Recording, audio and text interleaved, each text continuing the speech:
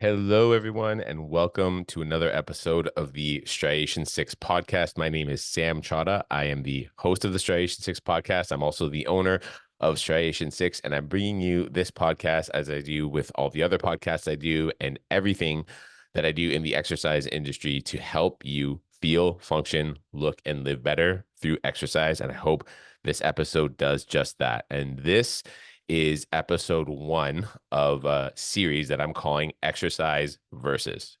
And this is something that I've been thinking about for years now. And it's based on my experience as an exercise professional, helping people potentially like you who are frustrated and concerned that they're not getting the results that they want out of their exercise, or even worse, that the exercise that they do is actually setting them back. And that can be for a multitude of reasons, which we'll cover in future podcasts, some of which we'll cover today. And what I want to do in today's episode is set out how I view exercise. You know how lots of people seem unsure of how to exercise or why the exercise they do doesn't work? I want to shed light on that with this series. Lots of people think of exercise as just any somewhat effortful movement of their bodies in some kind of active way. And this could mean anything from a gym workout to a pickup sport to doing chores around the house to playing with kids to competing in something more serious, to just kind of meeting the demands of life. I recall one client I was speaking with, and I asked him just out of curiosity. We were chatting, and I said, "What does your wife do for exercise?" And he said, "Parenting." And having a young kid myself at the time, I understood where he was coming from.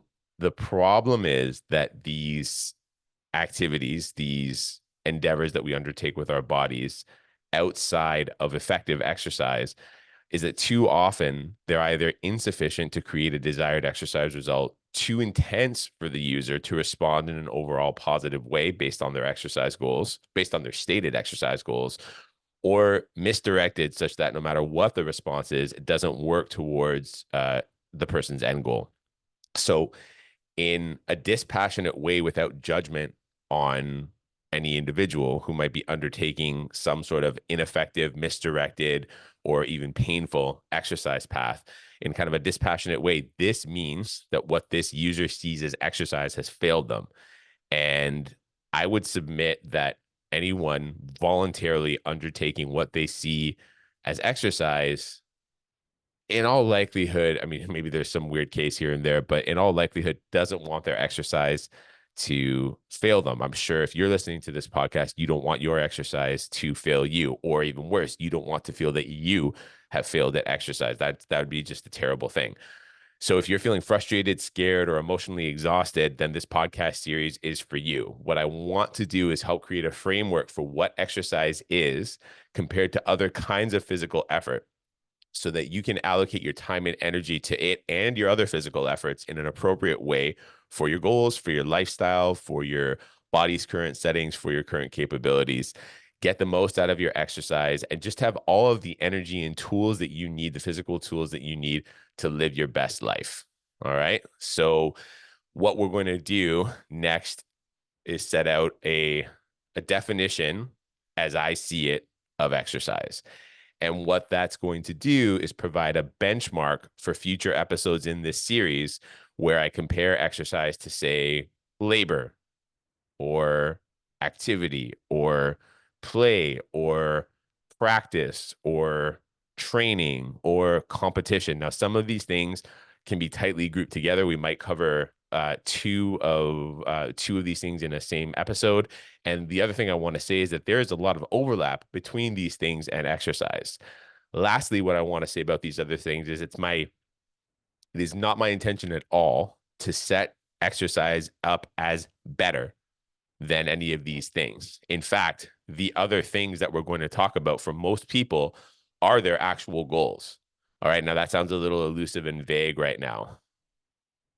What you'll come to find, I hope, is that this series is nothing more than a framework, a thoughtful framework for you to kind of envision maybe a different idea of what you have as exercise and consider it when you're making decisions about how you want to allocate your energy and your time in your physical effort.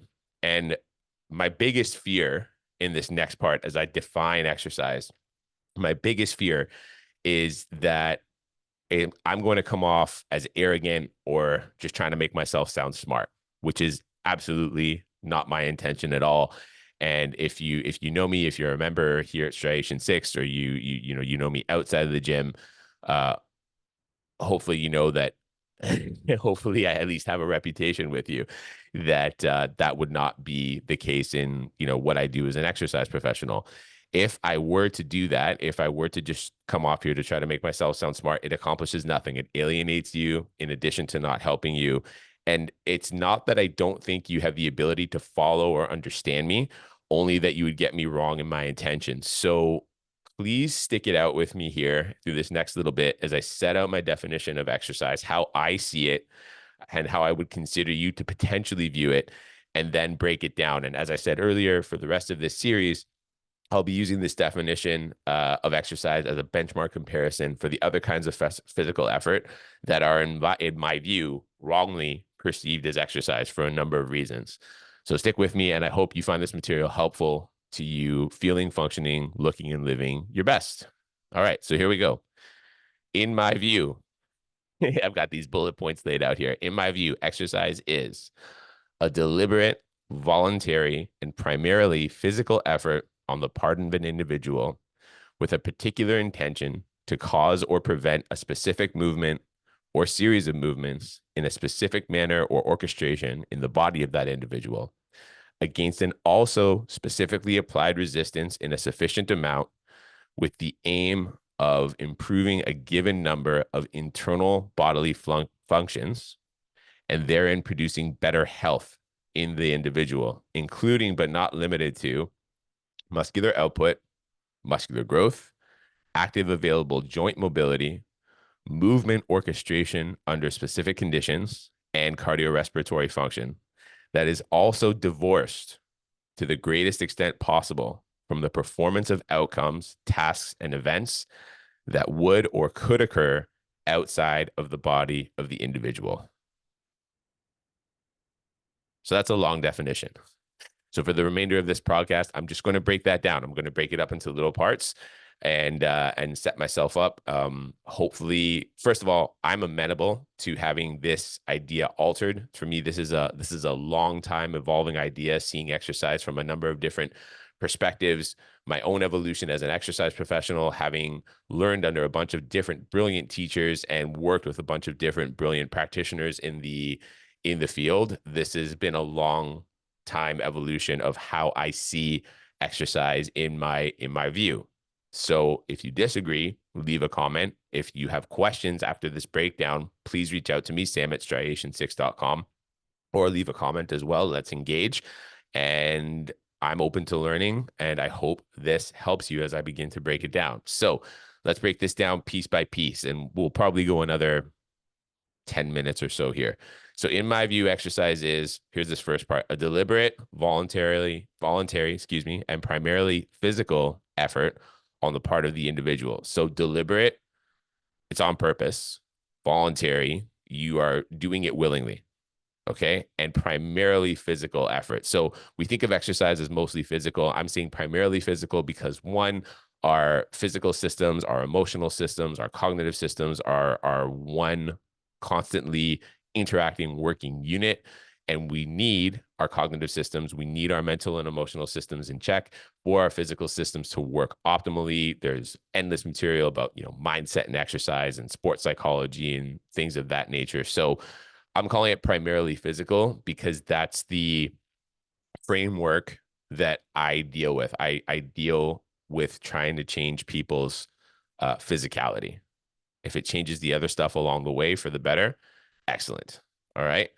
Next part, with a particular intention to cause or prevent a specific movement or series of movements in a specific manner or orchestration in the body of that individual. All right. So if you're exercising, you are trying to cause or prevent movement in your own body in a specific way, in as specific of a way as possible.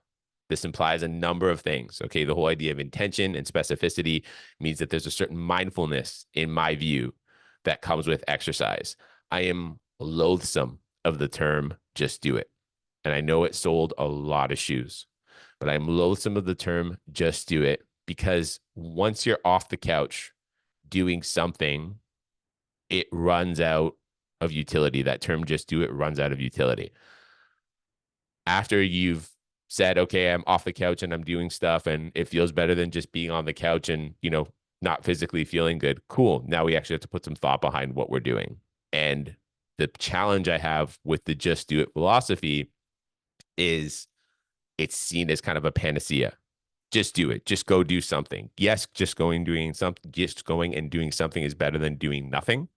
However, doing something mindfully and intentionally with a goal aimed at a certain outcome, with some sort of progression measured or noticed, is better than just doing it. So let's aim towards that worthy ideal.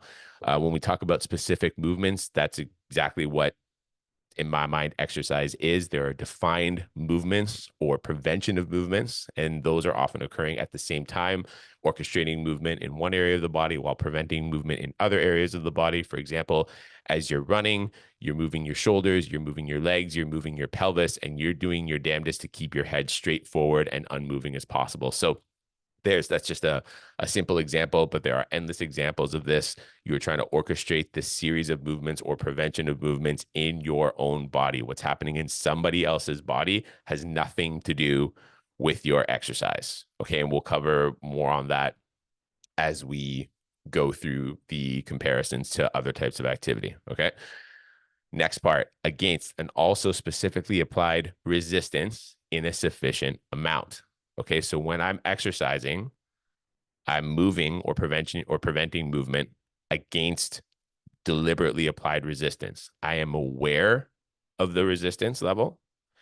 The resistance is sufficient to cause enough challenge to produce the kind of adaptation that I'm looking for. Okay, I hope that all makes sense. Specific, it's not random. Okay, it's not unexpected. The idea that we are going in with an intention implies, in my view, that the resistance has to be known in the exercise scenario. Okay, the resistance has to be known, and it has to be defined, and it has to be consistent in your efforts. Next, with the aim of improving a given number of internal bodily functions and therein producing better health in the individual. If we are not improving our internal functions and producing better health, we're not exercising. Now, there might be a bit of a perfectionist aspect of that. If we unintentionally give excessive resistance, if we unintentionally put a person or put ourselves in a situation that they can't handle, but the intention was to produce better health, well, that's an accident. That's hopefully just an educated miss. Okay, it's something that we didn't anticipate. If the intent is there, that's good enough for me. Outcomes, and we'll talk about outcomes in a minute. Outcomes are divorced from effort and intention when we're doing this. So if we're not causing health, but we intended to cause health and the improvement of bodily function, we're still in bounds. We just adjust, hopefully without significant injury, but we just adjust. The core point of this aspect of the definition, though, is that in my mind, in my view, if we are not increasing health, we are not exercising. We're doing something else, and it's not necessarily bad, and you shouldn't feel bad for doing it. I'll maintain, though, if we're not increasing health, we're not exercising. Okay. And these positive adaptations, it can include, but are not limited to, like I listed, muscular output, muscular growth or hypertrophy, active available joint mobility. So flexibility, a lot of people would call mobility, is the more kind of trending term these days. Movement orchestration under specific conditions. So maybe we're working on balance. Maybe we're working on helping to create a certain movement without any added resistance in something like a more physiotherapy or injury restoration setting, and cardiorespiratory function. Okay, your cardiovascular fitness. That is divorced to the greatest extent possible from the performance of outcomes, tasks, and events that would or could occur outside of the body of the individual. Okay, crossing the finish line, going a certain distance, moving a given weight, doing a certain number of reps. What else is common in exercise? Moving a certain amount, like us through a certain range of motion, necessarily without consideration for what's happening internally in the individual. This is not exercise. This is something else. And again, it may not be bad. It may be conducive towards your goals. But if we're talking about exercise, then we have to be divorced from outcomes. We have to be zeroed in on internal function. Okay. So there's the breakdown. There's a brief breakdown of my view, my definition of exercise. And like I said, this is going to stand as a benchmark against other kinds of physical effort and activity to hopefully give you a different view or an expanded view on what you're doing with your body, what you might be doing with your body, and potentially why you might not be reaching your exercise goals, or if you are reaching your exercise related goals, maybe confirming that what you've done, the mix of different activities that you do is good. On the positive side, I'd be happy if that happened for you as well. If nothing else, hopefully it has you consider or reconsider what you're doing in the gym or wherever you exercise, and whether or not it is actually exercise under this definition. And if it can nudge things forward for you just a bit, if it can get you to reconsider, make tiny alterations, ask some good questions, and move your physicality, move your health, and move your practice, as I like to say, of exercise forward, then I will have done something good. This will have been a worthwhile effort. So thank you very much for listening today. Please remember to like and subscribe to the podcast, share it with your friends. Hopefully this is a message that resonates with you. The message that we send out here resonates with you. If you're not a member of Striation 6, please feel free to reach out to Sam at striation6.com if you're interested in joining us, if you're in the Toronto area. And even if you just want to say hi and tell me that you like the podcast, tell me that you hate the podcast, reach out to that same email address. And I love conversations. Thanks.